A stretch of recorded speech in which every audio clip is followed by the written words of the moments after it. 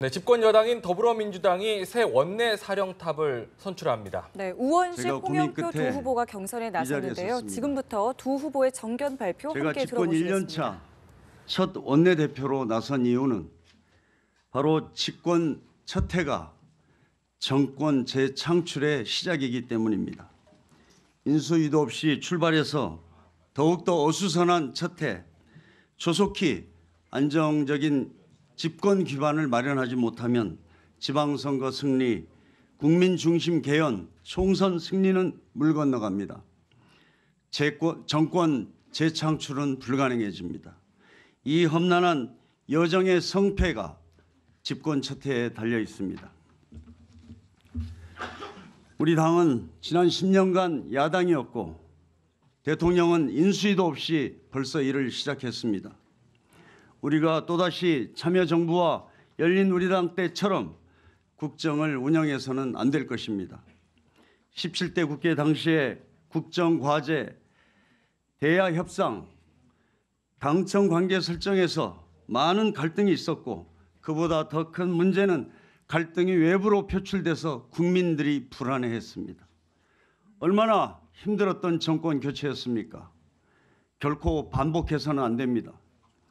그래서 이번 원내대표의 가장 첫 번째 임무는 문재인 대통령과 민주당의 성공을 위해서 확고한 당정청 국정 운영 시스템을 조기에 구축해야 합니다. 저는 청와대와 정부를 잘 압니다.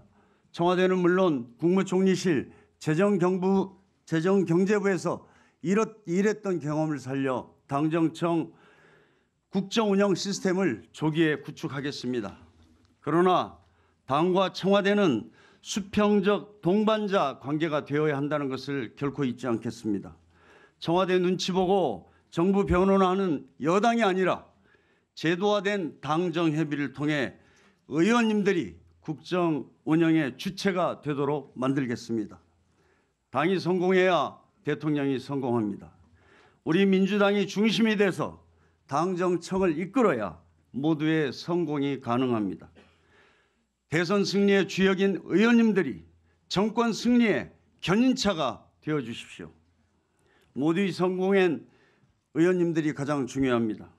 기존 정책조정위원회 말고도 주요한 국정과제 현안별로 당정협의를 제도화해서 의원님 모두가 국정에 직접 참여하게 하겠습니다.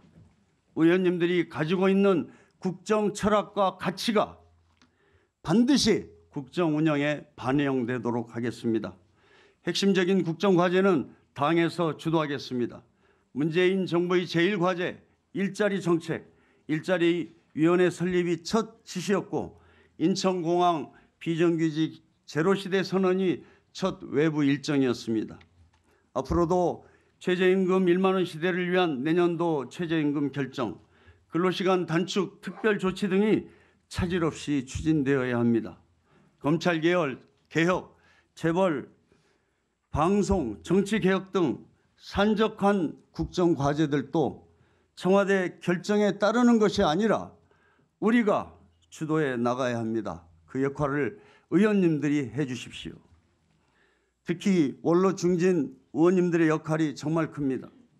가장 시급한 외교안보 분야는 특사 등 활발한 의원 외교를 담당해 주십시오. 또한 어렵고 복잡한 대야 관계 속에서 진정한 협치와 통합의 정치 실현을 위해서 풍부한 인적 네트워크를 가진 원로 중진 의원님들이 나서 주십시오. 의원님들의 역할이 정말 필요합니다. 저는 우리 의원님들을 협치를 위한 소통 창구, 국정과제의 해결사로 모시겠습니다. 초재선 의원님들의 역할도 큽니다.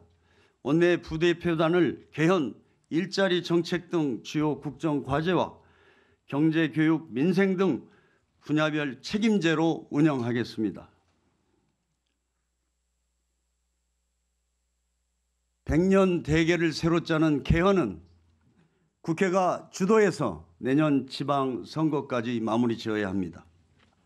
과도한 권력 집중을 해소하고 진정한 삼권 분립을 실현하는 분권형 개헌이 되어야 합니다. 아울러 선거법 개정 등 개업 입법 과제들도 함께 추진하겠습니다. 시간이 많지 않습니다. 연말까지 국회에서 개헌 논의를 마무리해야 합니다. 그래서 저는 당내 활발한 논의를 거쳐 즉각 개헌의 공감대를 만드는 일부터 하겠습니다.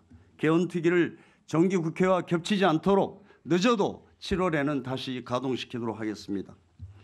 의원님들이 가장 걱정하고 계시는 것이 아마 여야 협치라고 생각합니다.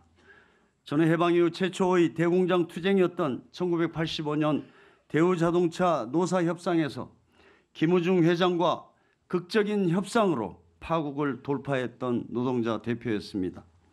정부에서 일할 때는 방패장 유치, 177개 공기업 지방 이전, 저출산 고령화 대책, 한미 FTA 대책 등 주요한 사회적 갈등 과제를 해결한 경험이 있습니다.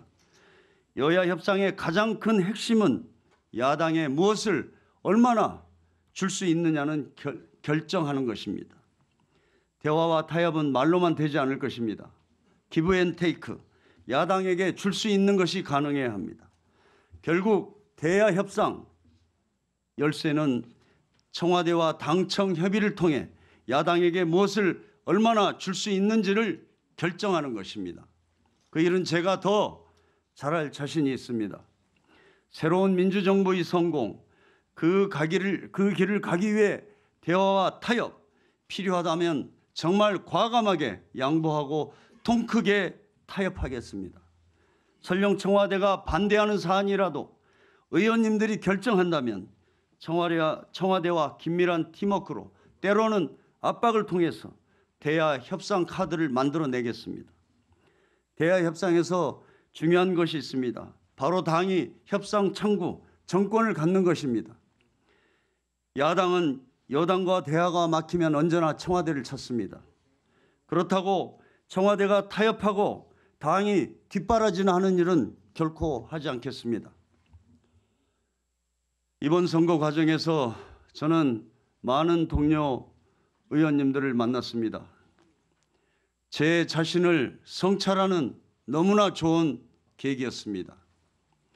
지난 대선에서 지역구 골목골목을 누비며 간절한 마음으로 정권 교체를 위해 함께 뛰었던 우리는 갈등과 분열의 과거와 결별했습니다. 이제 부활하는 대한민국의 성공을 위해 우리 모두가 더 크게 단결할 수 있도록 제가 앞장서겠습니다. 저는 분명히 약속드립니다. 대통령의 원내대표가 되지 않겠습니다. 저는 자랑스러운 우리 더불어민주당 120명의 원내대표가 되겠습니다. 대화와 타협을 중시하는 진정한 의회주의자 홍영표가 되겠습니다. 감사합니다.